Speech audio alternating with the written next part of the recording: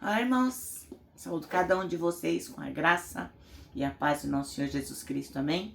Meu nome é Miriam Anitta, estamos aqui para estudarmos outro texto da irmã Laodiceia Pina, cujo nome é Presente Embrulhado. Esse texto foi escrito para o Manancial, que é um livro publicado pela União Feminina Missionária Batista do Brasil, que oferece mensagens escritas através da palavra de Deus, que é a Bíblia, com o objetivo de inspirar, confortar, fortalecer e edificar a nossa vida espiritual. Vocês sabem, não fui eu quem escreveu o texto, foi a irmã Laodiceia Pina.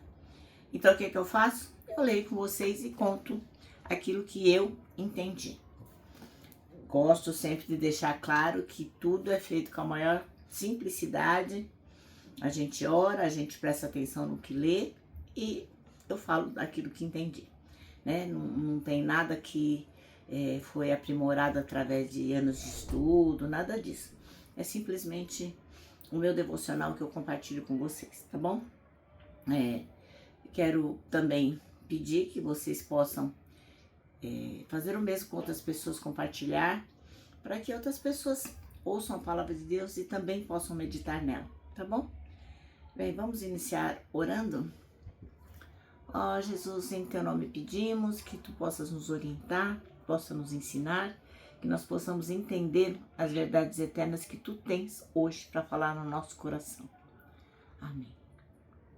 Meus irmãos, nós vamos ler Tiago, no capítulo 1, os versículos 13 até o 18. E essa palavra que nós vamos ler traz uma mensagem muito poderosa sobre a origem da tentação, a natureza do pecado e a bondade imutável de Deus. O irmão Tiago, ele começa esclarecendo que Deus não é o autor da tentação, não foi ele que criou a tentação.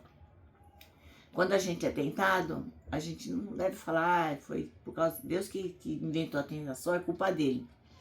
Pois ele é santo, Deus é santo e não tenta ninguém o mal.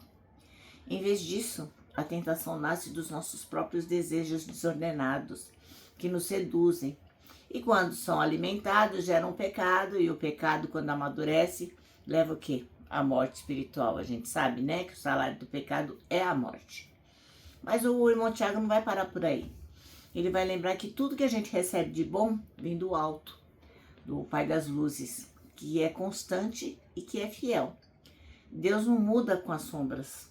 Ele é a fonte de tudo que é bom, Deus é fonte.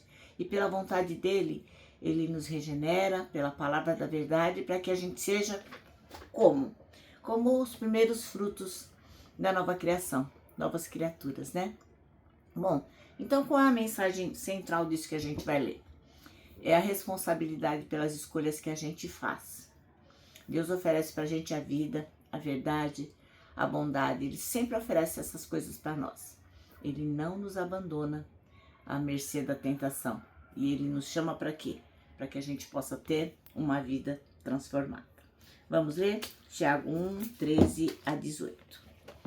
E diz assim, ó. Ninguém, sendo tentado, diga, de Deus sou tentado. Porque Deus não pode ser tentado pelo mal e a ninguém tenta. Mas cada um é tentado quando atraído e engodado pela sua própria concupiscência.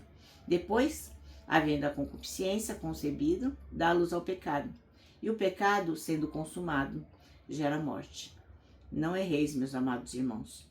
Toda boa dádiva e todo dom perfeito vem do alto, descendo do Pai das Luzes, em quem não há mudança nem sombra de variação.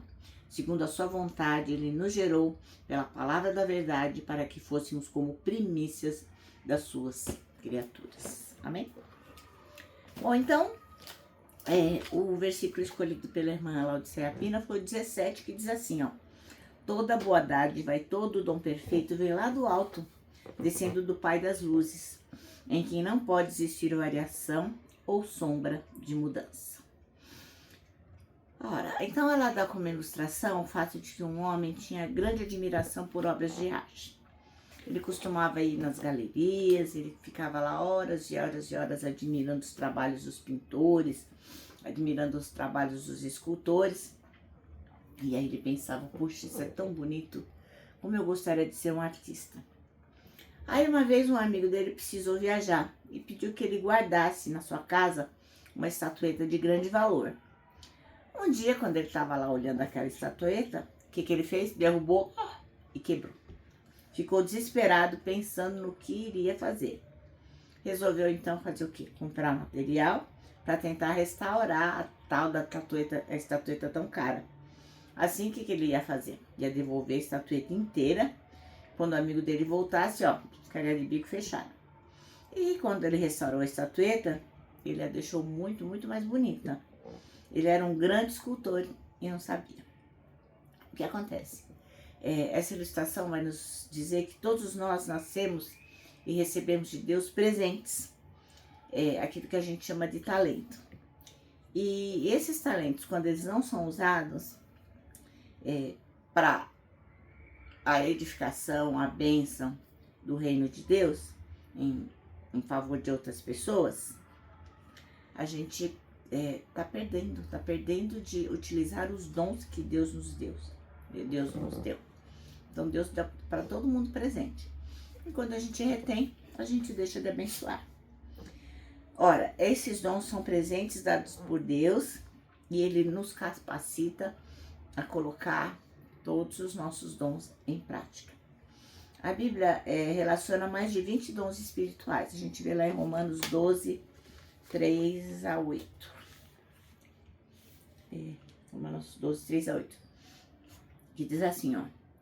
Por isso, pela graça que me foi dada, digo a vocês, ninguém tenha de si mesmo um conceito mais elevado do que deve ter, mas ao contrário, tenha um conceito equilibrado de acordo com a medida da fé que Deus lhe concedeu. Assim como cada um de nós tem um corpo com muitos membros e esses membros não exercem toda a mesma função, assim também em Cristo nós que somos muitos formamos um corpo e cada membro está ligado a todos os outros.